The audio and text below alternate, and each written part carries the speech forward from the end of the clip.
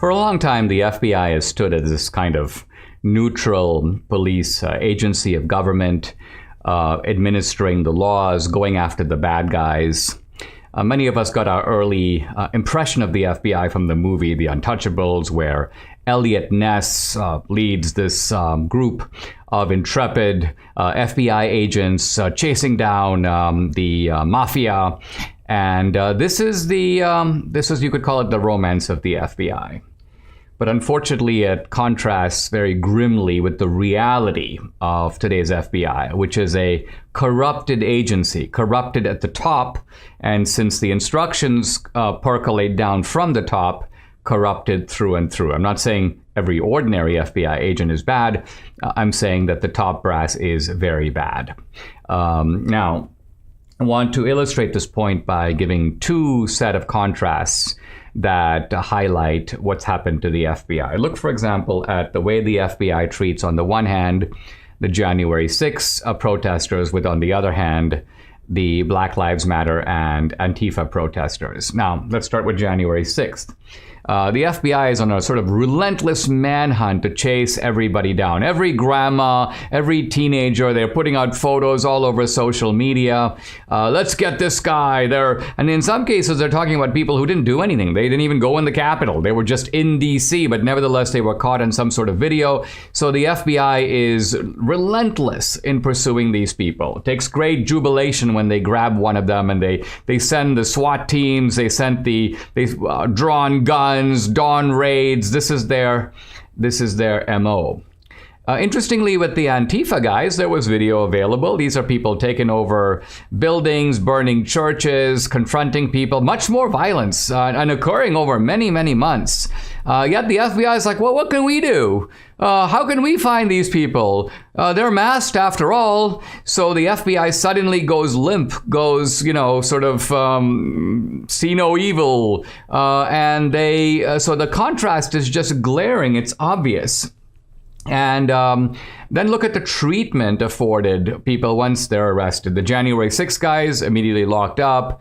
They're put in solitary confinement. They're virtually being tortured. Whereas the Antifa guys, catch and release. We catch them, they're out the next day. They catch them again, they're out the next day. So it's not just the hunting them down, it's the way they're treated once they are apprehended. That makes all this really clear and really disgusting. Now, the second contrast I want to highlight is the contrast between the way that the FBI has treated, for example, Rudy Giuliani, Trump's lawyer, with the way that they have, let's say, not treated Governor Andrew Cuomo. So let's look at those two cases. In the Giuliani case, the FBI does a dawn raid on Giuliani because they claim that they're looking for proof that he failed to register as a foreign agent. First of all, is it necessary to do a dawn raid for that? You're not looking for drugs in the house. He's not holding someone captive. Giuliani said through a statement that he had offered to sit down, both with the FBI and the Justice Department, and show that he has not violated any laws. But I think this is a scare tactic. This is an intimidation tactic. So see what the FBI does when they're turned into an instrument of this kind of a hit. Now, Giuliani himself had offered to give the FBI, the Hunter Biden, information. And here we're talking about copious evidence, emails and texts, and it's all there, thousands of them. And what do they show? The exact same crime that they were trying to get Giuliani on, failing to register as a foreign agent. Well, Hunter Biden clearly was involved in making deals with foreign governments. He didn't register as a foreign agent. The proof is right there. But the FBI couldn't have been less interested. Oh, no, why are you wasting our time? We don't need to even see it. They didn't even want to look at it. So here we see that Giuliani is the target. Trump is the target. That's really all they're interested in. Now, Giuliani also revealed that the FBI and the DOJ have been secretly tapping his iCloud, his emails, his communications with Trump. Let's remember, Giuliani is Trump's lawyer. There's attorney-client privilege. So here's the FBI blatantly violating the law. And this is during the time when Giuliani was advising Trump on impeachment. So in the middle of an important case, here's the government basically gaining access, secret access, without letting Giuliani know. they have been doing this. Now, let's turn to Cuomo. And here, what's interesting is what the FBI has not done. Here it's the case of the dog that hasn't barked.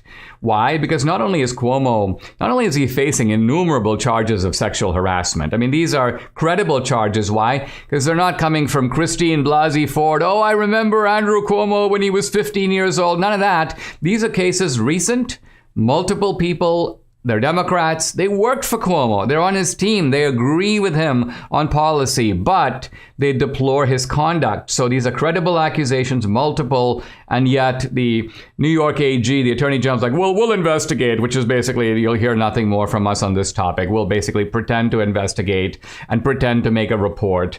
And so that's what's happening there. But the FBI, again, could easily jump right in, demand, interview all the witnesses. No, they're not doing any of it. And then you have all the people who are dead because of Cuomo's actions.